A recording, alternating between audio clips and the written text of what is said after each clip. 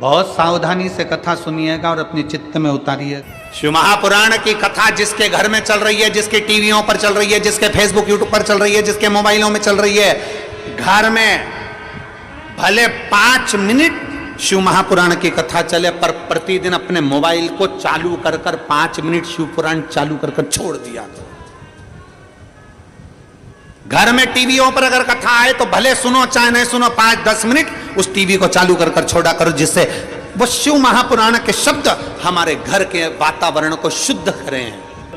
वो कैकेयी अयोध्या में रहती थी, राम जी के साथ रहती थी, दशरथ कौशल्या सुमित्रा के साथ रहती थी, गुरुजी रोज का ज्ञान देते थे, पति रोज सूर्य को अर्घ चढ़ाता था, तो भी वो कैकेयी की बुद्धि बदली क्या? अरे बोलो तो नहीं। और वह विभीषण को देख लो, जो रावण की लंका में रहता था, पूरे राक्षसों में रहता था, सारे मदिरापान करने वालों में रहता था, सारी प्रवृत्ति से बेकारों के साथ रहता था, उसके बाद भी विभीषण बिगड़ा क्या? अरे बोलो तो कैकेयी सुधरी नहीं और विभीषण बिगड़ा। अगर संगत का असर होता तो विभीषण कब का बिगड़ गया होता, संगत का असर होता तो फिर तो कैकेयी भी कब की सुधर गई होती। पर संगत से मूलता शिव पुराण नहीं करती, शिव पुराण कहती है संस्कार की मूलता है कि हमारे संस्कार कैसे हो, हम क्या दे रहे हैं बच्चों। कौवा और हंस की दोस्ती हो गई, दोनों रहने लगे। कौवे ने कहा हंस से, भाई मुझे बहुत भूख लग रही है, कुछ ला दे। हंस गया तुरंत, ठीक है मैं तेरे लिए कुछ लेकर आता हूँ। और हंस दौड़ कर गया। हंस क्या चुगते थे? मोती। हंस मोती लेकर आ गए, ले ये मोती ले। और कौवा बोला भैया ये कैसे खाएंगे, हम खाएंगे तो हमारी तो चोंची टूट जाएगी। अब कौवा मोती कभी खाया हो तो खाएगा, हम नहीं खा सकते। हंस कहते हैं भैया हम तो यही खाते हैं इसलिए तुमको ये खिला दिया। अरे भाई, कौवा भूखा रहने लगा, 8 दिन निकल गए। आज कौवे ने कहा हंस अब तू मेरे यहाँ चल। हंस को ले गया। कौवा कहाँ रहता था? शमशान में, बड़ के पेड़ के ऊपर। हंस को भी बिठा लिया। थोड़ी देर बाद हंस ने कहा भैया मुझे भूख लग रही है। कौवा दौड़ कर गया और एक मरे कुत्ते का मांस उठाकर हंस को ला कर दिया। हंस ने कहा ये क्या है? कौवा बोला ले हम तो ये खाते हैं, जो खाते हैं तुम्हारे लिए ला दिया। हंस बोला मैं मर जाऊंगा पर ये गंदी चीज नहीं खाऊंगा। अरे हम तो यही खाते हैं इसलिए तुम भी खा लो। नहीं नहीं मैं खाने वाला नहीं हूं, ये तो मैं नहीं खाऊंगा। दोनों बात कर रहे थे। नीचे एक राजकुमार बैठा था, वो मांस का टुकड़ा उस राजकुमार पर गिर गया। राजकुमार को क्रोध आया, उसने कौवे को साध कर बाण छोड़ा। जैसे ही छोड़ा कौवा उड़ गया और हंस को बाण लग गया। हंस जमीन पर गिर गया। हंस जमीन पर गिरा और जैसे ही हंस जमीन पर गिरा राजकुमार ने हंस से कहा हंस देव मैंने तो कौवे को बाण मारा था और बाण तुमको लग गया। अरे हंस बोला राजकुमार तो ये तुम्हारी दिक्कत नहीं, ये तुम्हारी गलती नहीं, गलती मेरी है। मैं बुरे की संगत में बैठ गया और बुरा व्यक्ति बुरा काम करके निकल गया और अच्छा व्यक्ति जेल में धरा गया। जो बुरा होता है वो बुरा कर्म कर कर निकल जाता है। बुरा करने वाला व्यक्ति बुराई कर कर निकल जाता है। बुरा कर्म करने वाला व्यक्ति अपना बुरा तत्व ग्रहण कर कर, बुरा तत्व प्रसिद्ध कर कर निकल जाता है। पर जो अच्छा है, जो अपनी बुद्धि से, चित्त से, अपने मनन से जो बहुत अच्छा है वो धरा जाता है। श्री नारद जी महाराज ने तप किया, रामचरितमानस में आपने श्रवण किया, शिव महापुराण में भी लिखा है देव ऋषि नारद तप करे कामदेव को जीत लिया। जब कामदेव को श्री देव ऋषि नारद ने जीता तो सबसे पहले देव ऋषि नारद कामदेव को जीतकर अगर पहुंचे तो सीधे पहुंचे भगवान शंकर के पास। क्यों? क्योंकि भगवान शंकर ने कामदेव को नहीं जीता था। कामदेव ने शिव जी की समाधि को तोड़ दिया, समाधि को तोड़ दिया।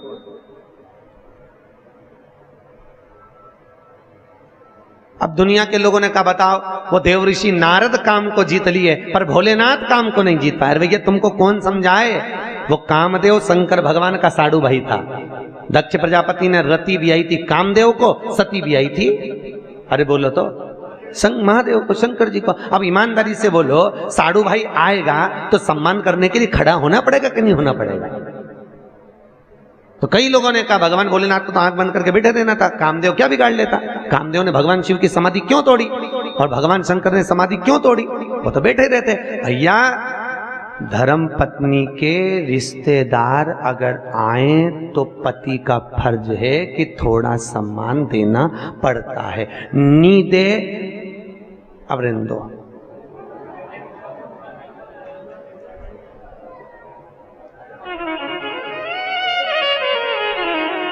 सम्मान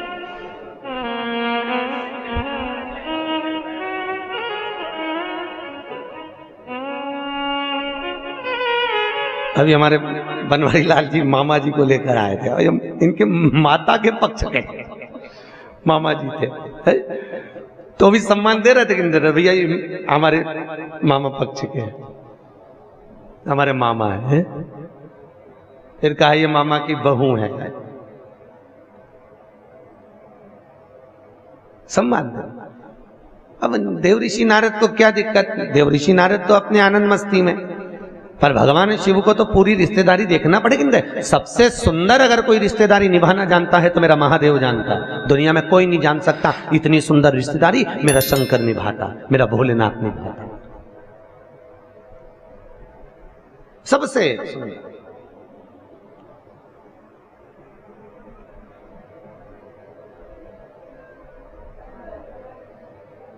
और उसके बराबर कोई दुनिया में रिश्तेदारी निभा भी नहीं सकता। एक केवल महादेव थे भगवान शंकर, जो अपने पुत्र गणेश और कार्तिकेय से कहते थे कि रक्षाबंधन का त्योहार है, जाओ अपनी बहन अशोक सुंदरी के पास जाओ और राखी बंधवा कर आओ। कौन कहते थे? भगवान शिव, भगवान महादेव। जाओ अशोक सुंदरी के पास में जाओ और जाकर राखी बंधवा कराओ। तो कई बार कार्तिकेय तो कहते थे पिताजी हम रक्षाबंधन पर अपनी दीदी क्या नहीं जाएंगे, उसको आना पड़ेगा। वो आए।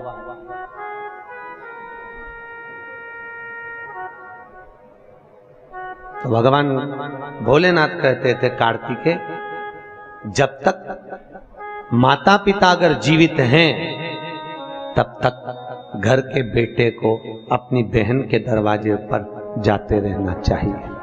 क्यों? बुजुर्ग माँ बाप नहीं जा सकते, वृद्ध माता पिता अपने बेटी के घर बार बार नहीं जा सकते। क्यों? क्योंकि अधिक मास की कथा में लिखा है अगर बेटी के घर का एक अन्न का दाना खा ले तो व्यक्ति मरते समय उसके मुख में तुलसी का दल नहीं मिलता। अगर बेटी के घर का एक गिलास पानी पी लो तो मरते समय गंगा जल नहीं मिलता। ये अधिक मास में आप लोग जो 33 मालपुए का दान करते हो, क्यों करते हो? काहे के लिए करते हो? करते हो ना 33 मालपुए, 33 मालपुए, 30 मालपुए 30 दिन के, 31वां मालपुआ हमने अगर ब्राह्मण गुरु के घर का खाया हो तो दोष ना लगे। 32वें नंबर का मालपुआ हमने अगर बेटी के घर का, बहन बेटियों के घर का खाया हो तो दोष ना लगे। और 33वें नंबर का मालपुआ हमने अगर मान लो सूतक या सावड़ का खाया हो तो हमको दोष ना लगे। इसलिए 33 मालपुए का दान होता है अधिक मास में। यहाँ करते हैं सब लोग दान मालपुए का, 33 मालपुए दान किए जाए। अगर हमने बेटी के घर का कुछ खाया हो तो दोष ना लगे उसके लिए। और मालपुए का भी क्रम आपको वर्णित है, पहले भी आपको बताया है कि 90 नंबर के मालपुए पर अगर लौंग रखकर दान कर दी जाए तो नारी कभी विधवा होकर नहीं मरती, अखंड सौभाग्य लेकर जाती है। 11वें नंबर के मालपुए पर अगर सिक्का रखकर दान कर दिया जाए तो जिंदगी में कभी लक्ष्मी की कमी नहीं आती। 21वें नंबर के मालपुए पर तुलसी का पत्ता रखकर दान कर दो, कभी जीवन में संपदा की कमी नहीं रहती। जिस व्यक्ति के यहाँ कोई ना कोई बीमार पड़ा रहता हो तो 14वें नंबर के मालपुए पर लाल कलर का छोटा सा कपड़ा रखकर दान कर दीजिए। घर में कभी जिंदगी में कोई बड़ी बीमारी नहीं आएगी, ना हार्ट अटैक, ना एक्सीडेंट, ना कभी शुगर, ना कभी ब्लड प्रेशर। इतना मालपुए का महत्व है। अधिक मास के एक एक मालपुए का अलग अलग वर्णन अधिक मास की किताब में लिखा हुआ। अधिक मास की कथा में बढ़ना। अलग अलग मालपुए का क्रम है कि अधिक मास में हमें किस मालपुए पर क्या रखकर दान देना चाहिए, कैसा नियम है, कैसा हम कैसे। आज हम कहीं बेटी के घर का अन्न अगर पा लिए हैं तो यहां शास्त्र कह रहा है, भगवान शिव कह रहे हैं कि अगर माता पिता जीवित हैं और माता पिता अपने बेटी के घर अगर नहीं जा सकते तो वो अपने बेटे को कहते हैं कि तू जा, और तू जाकर अपनी बेटी के यहाँ अपनी बहन के घर जाकर रक्षाबंधन पर राखी बंधो, जाओ तुम जाओ। और भगवान गणेश जी महाराज राखी काय पर बैठकर बांधी जाती है? अरे बोलो तो, एक चौकी पर, पाटे पर, आसन पर बिठाकर रक्षा सूत्र बांधा जाता है। राखी बांधने के बाद बहन भाई के माथे पर, अरे बोलो तो, तिलक कर दो। आप लोग भी तिलक करते हैं। तिलक क्यों किया जाता है? तो कहते हैं ये तिलक हमारे यहाँ शुभ कार्य का प्रतीक है।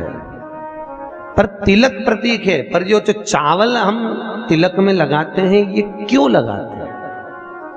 ये चावल का क्रम कहां से चालू हुआ? सिर में चावल चिपकाना, तिलक लगाने के बाद चावल लगाना, कहां से चालू हुआ? ये चावल है क्या?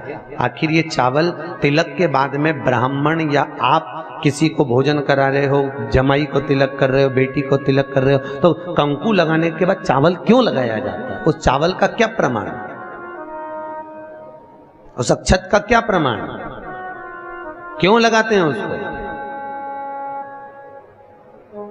लगाते लगाते पूरी जिंदगी हो गई, अरे तो बता दो क्यों लगाते हैं? वो चावल का क्या प्रमाण है?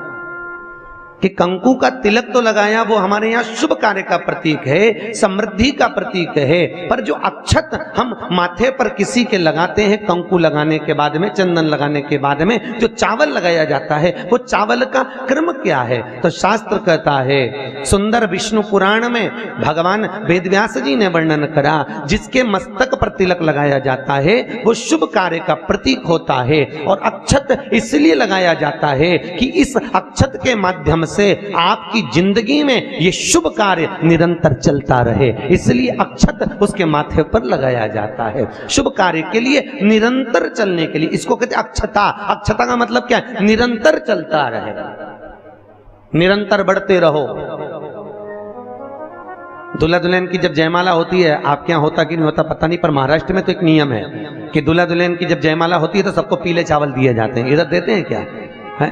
तो पीले चावल देते हैं, और पीले चावल देकर फिर उसको स्वस्ति वाचन के अनुसार उस पर छोड़ा जाता है। शुभ मंगला, अरे बोलो तो, सावधान, शुभ मंगला सावधान।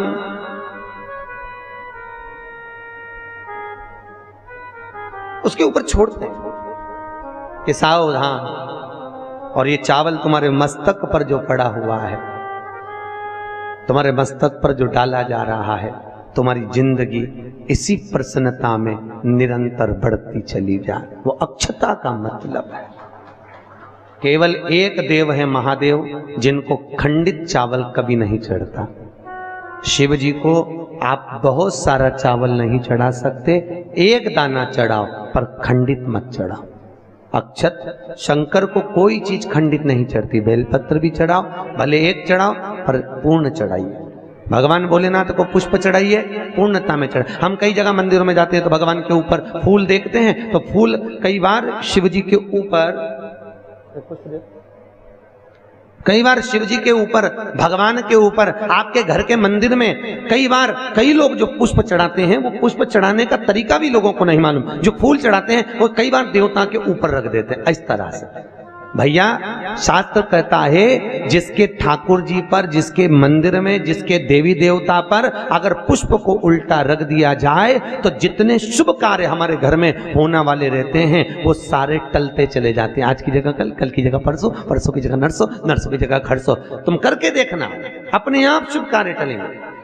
इसलिए भगवान के सम्मुख में जो पुष्प चढ़ाया जाता है वो सीधा चढ़ाया जाता है। यहां तक शास्त्र कहता है अगर भगवान को पुष्प चढ़ा रहे हो तो अगर सीधा और उल्टा नहीं मालूम तो नीचे की जो डांट है उसको तोड़ दीजिए और पत्ती की पत्ती, पंखड़ी की पंखड़ी भगवान को समर्पित कर दीजिए। वो शिव जी को स्वीकार होगा, वो भगवान को स्वीकार होगा। ये उसी में का हाल, उसी में का सुख। शुक्र है जैसे पानी में पड़ा हुआ पुष्प, काय में पड़ा हुआ, अरे बोलो जम के, पानी में। कई माताओं की आदत रहती है, हमने कई कई ब्राह्मणों को भी देखा, कई कई लोगों को देखा, क्या करते हैं कमंडल ले जाते हैं, कमंडल डोलची, कमंडल में पानी रहता है, एक बाल्टी में पानी रहता है और पेड़ पे से तोड़ तोड़ के उसमें डालते रहते हैं। फूल को तोड़ा उस बाल्टी में डाल दिया, बाल्टी में पानी है, उस पानी में फूल डल गया। और अगर पानी में फूल डल गया और उस फूल को निकालकर आपने महादेव को समर्पित करा, देवी देवता को समर्पित करा, ठाकुर जी को समर्पित करा, कृष्ण राम नारायण लक्ष्मी को समर्पित करा, तो जो पानी में पड़ा हुआ फूल निकालकर अगर हमने देवता को चढ़ाया तो वो निर्माल्य के तुल्य हो गया। काय के तुल्य है? निर्मल। निर्मल जानते हो, भगवान पे चढ़ा हुआ फूल, मतलब उसका कोई परिभाषा नहीं है, तुम कितने ही चढ़ा लो, वो निर्माल्य के तुल्य। अगर पानी में पड़ा हुआ पुष्प निकालकर पानी के लोटे में से, पानी के कलश में से, पानी की बाल्टी में से उठाकर चढ़ाया है तो वो निर्माल्य हो गया, मतलब चढ़ा चढ़ाया फूल हो गया, उसको भगवान स्वीकार नहीं करते, याद रखिए। उसी तरह जैसे तांबे की प्लेट में रखा हुआ चंदन, तांबे की प्लेट में अगर चंदन रखा है और वो अपन ने लगा दिया तो वो चमड़े के बराबर हो जाता है। इसलिए तांबे की प्लेट का चंदन किसी को नहीं चढ़ाया जाता, किसी देवता को नहीं लगाया जाता, किसी देवता, निर्माल्य।